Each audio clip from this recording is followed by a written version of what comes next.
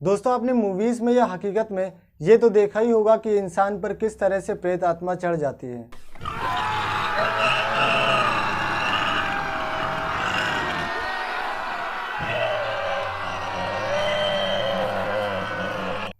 तो क्या दोस्तों हकीकत में कोई प्रेत आत्मा इंसान के शरीर में प्रवेश कर सकती है या ये भी एक कोई बीमारी ही है? तो आज हम इसी विषय पर गहरी चर्चा करेंगे और जानेंगे कि आखिर क्या वजह है इसके पीछे।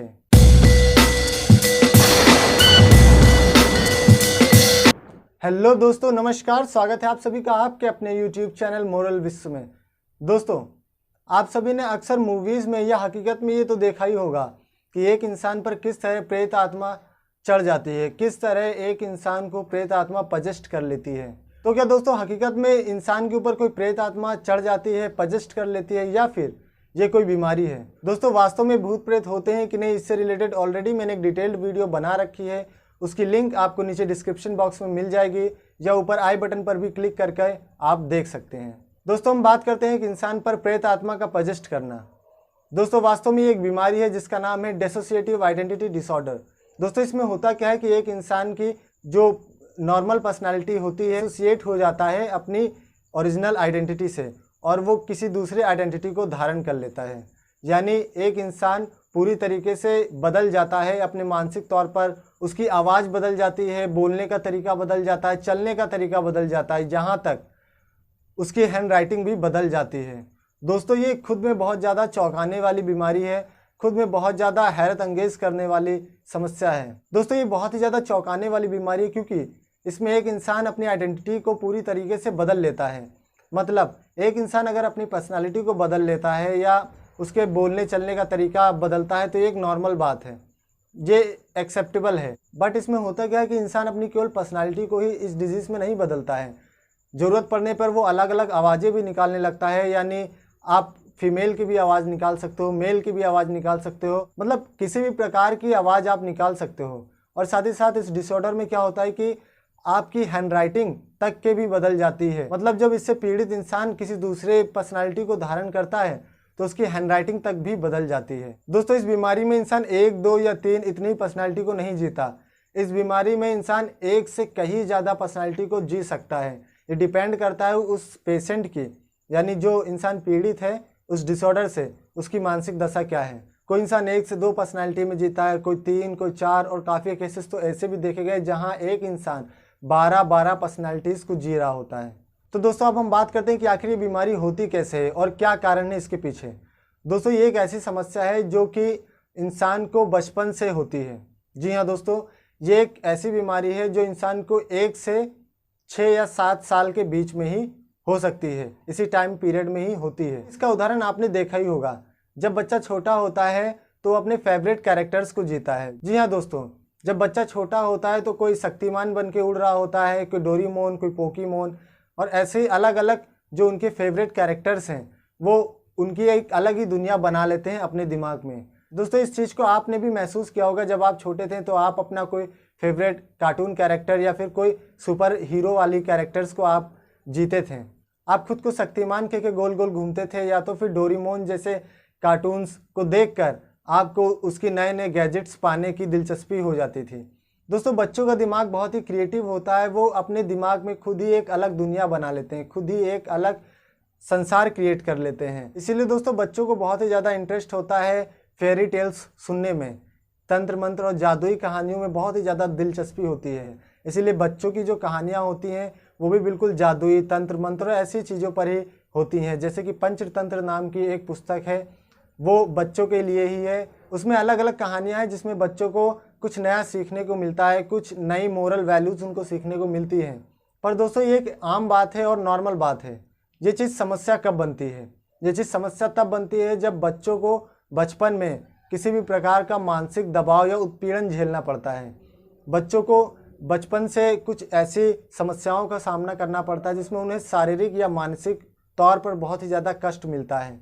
ऐसी समस्या पर इंसान के दिमाग में या उस बच्चे के दिमाग में एक ही बहुत ही ज़्यादा प्रेशर क्रिएट हो जाता है, एक बहुत ही ज़्यादा दबाव बन जाता है दिमाग पे बच्चे का। तो इससे होता क्या है कि वो बच्चा एक तरीके से इस डिसऑर्डर का शिकार हो जाता है। ये चीज़ आगे चल के पता चलती है जब उसी बच्चे को किसी भी प्रकार का मानसिक दबाव या उत्पीड़न उस पर पड़ता है, या उसको अपनी सिक्योरिटी को लेकर किसी भी प्रकार का डर महसूस होता है, तो वो बच्चा अपनी सिक्योरिटी को मेंटेन करने के लिए ऐसे मल्टीपल पर्सनालिटीज़ को धारण कर लेता है। दोस्तों, इस डिसऑर्डर का होने का मुख्य कारण डिप्रेशन, एंजाइटी और तनाव है।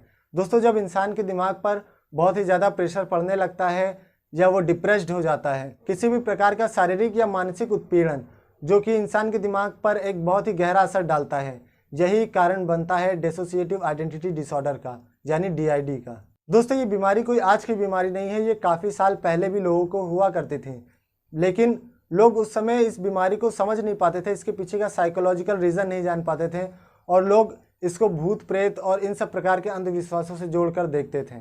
दोस्तों, इसमें होता क्या है कि हर इंसान की किसी भी चीज़ को सहने की एक लिमिट होती है, एक अपनी क्षमता होती है, पर जब इंसान के ऊपर बहुत ही ज़्यादा प्रेशर बढ़ा दिया जाता है किसी भी चीज़ को लेकर, तो इंसान उस चीज़ को लेकर बहुत ही ज़्यादा हाइपर हो जाता है। वो सोचने लगता है कि कोई ऐसा इंसान हो जो मेरा सहयोग करे, कोई ऐसा इंसान हो जो उसकी मदद करे। तो ऐसे में क्या होता है कि इंसान एक से ज़्यादा मल्टीपल पर्सनालिटीज़ बनाने लगता है। इंसान का दिमाग उसके इस टेंशन को ओवरकम करने के लिए मल्टीपल पर्सनालिटीज़ को बनाने लगता है, और यही कारण होता है इस डिसऑर्डर का।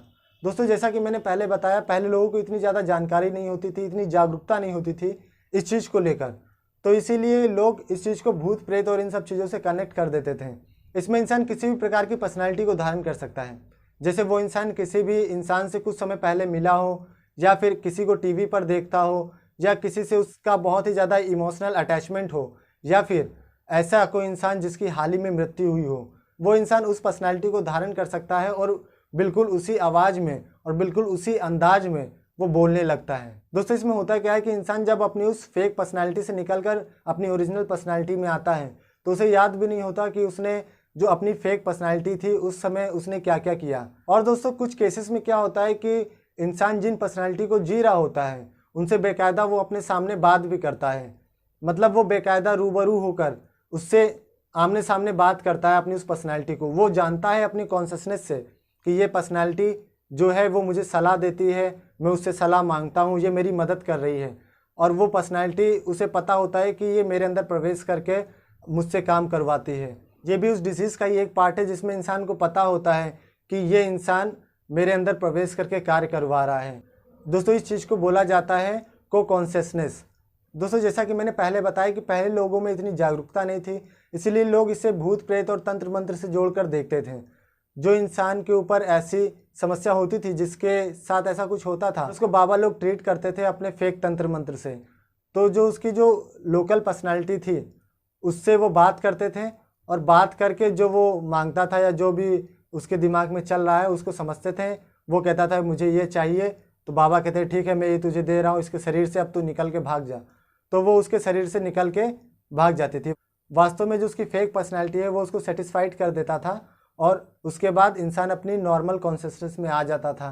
तो दोस्तों, अब हम बात करते हैं कि इसका इलाज क्या है। दोस्तों, इसके 2 इलाज हैं, जिसका सबसे पहला इलाज जो मैंने बताया कि जो तंत्र मंत्र के द्वारा होता है। वास्तव में इसमें दोस्तों कोई तंत्र मंत्र नहीं होता है, इसमें बस जो एक फेक पर्सनालिटी इंसान जी रहा है, उस फेक पर्सनालिटी से इंसान बात करे। किस प्रकार से बात करेगा? वो उससे बेकायदा उससे बात करे, जब वो अपनी फेक पर्सनालिटी में हो तब उससे बात करे और जाने कि आखिर वो क्या चाहता है, मतलब उसकी मानसिक दशा क्या है, क्यों आखिर उसके साथ ऐसा हो रहा है। उससे बात करे, फिर वो इंसान जो बोल रहा है, जो उसकी फेक पर्सनालिटी चाह रही है, उस चीज़ को वो पूरा करे। तो ये एक तरीका होता है कि इंसान की जो फेक पर्सनालिटी है, इंसान उससे डिस्कनेक्ट हो जाता है और अपनी ओरिजिनल पर्सनालिटी में आ जाता है। पर दोस्तों, ये कोई परमानेंट इलाज नहीं है, क्योंकि इसमें होता क्या है कि उसकी जो फेक पर्सनालिटी है उसको तो अलग कर दिया जाता है, लेकिन जो इस इंसान की समस्या थी, जिस कारण से उसने फेक पर्सनालिटी बनाई, उस चीज़ को नहीं दूर किया जाता। इंसान के दिमाग में क्या दशा चल रही है, क्या उसके ऊपर प्रेशर है, क्या दबाव है, क्या तनाव है, इस चीज़ को समझे बगैर ही इसका ट्रीटमेंट कर देते हैं। पर दोस्तों, ये उसका कोई परमानेंट इलाज नहीं है, क्योंकि इसमें क्या होता है कि जो ये आडंबर होते हैं, इनके द्वारा उसकी जो फेक पर्सनालिटी है उसको तो उससे डिस्कनेक्ट कर दिया जाता है, पर जो उसकी ओरिजिनल समस्या थी, यानी जो उसके मानसिक दबाव और प्रेशर झेल रहा है वो इंसान, जिस वजह से उसने ये मल्टीपल पर्सनालिटी धारण की, उस चीज़ को नहीं दूर किया जाता। इसमें होता क्या है कि इंसान जो डिप्रेशन और तनाव झेल रहा है, यानी उसकी फैमिली को लेकर कोई प्रॉब्लम हो सकती है या कोई अलग से एक्सटर्नल सोर्स का कोई प्रॉब्लम हो सकता है जिस वजह से उसको डिप्रेशन या तनाव या एंजाइटी हुई है, उस समस्या को दूर किए बगैर ही बस उसे मल्टीपल पर्सनैलिटी से डिस्कनेक्ट कर दिया जाता है। तो इससे होता क्या है कि इंसान के ऊपर जब वापस वही दबाव प्रेशर पड़ने लगता है तो वो आगे चल के फिर से अलग अलग प्रकार की पर्सनैलिटीज़ को धारण कर सकता है। तो दोस्तों ये उसका कोई ओरिजिनल और परमानेंट समाधान नहीं है। अब दोस्तों इसका दूसरा इलाज है जो कि हम साइकोलॉजिस्ट के द्वारा करते हैं। इसमें क्या होता है कि सबसे पहले पेशेंट को काउंसलिंग की जाती है। काउंसलिंग यानी CBT, कॉग्निटिव बिहेवियर थेरेपी। उससे वो उसके अंदर की काफ़ी चीज़ें जान पाते हैं। एक साइकोलॉजिस्ट काफ़ी कुछ जान जाता है इसके मदद से। तो उसके बाद फिर उसका इलाज करना एक आसान बात हो जाती है। उसके बाद फिर वो उसकी जो अंडरलाइन प्रॉब्लम थी यानी डिप्रेशन, तनाव या एंजाइटी, उसका ट्रीटमेंट किया जाता है। उसके बाद फिर एवर्जन थेरेपी के द्वारा जो उसकी मल्टीपल पर्सनैलिटी थी उससे उसको डिस्कनेक्ट किया जाता है। तो दोस्तों ये इसका one of the best treatment होता है जिससे इंसान पूरी तरह स्वस्थ हो जाता है।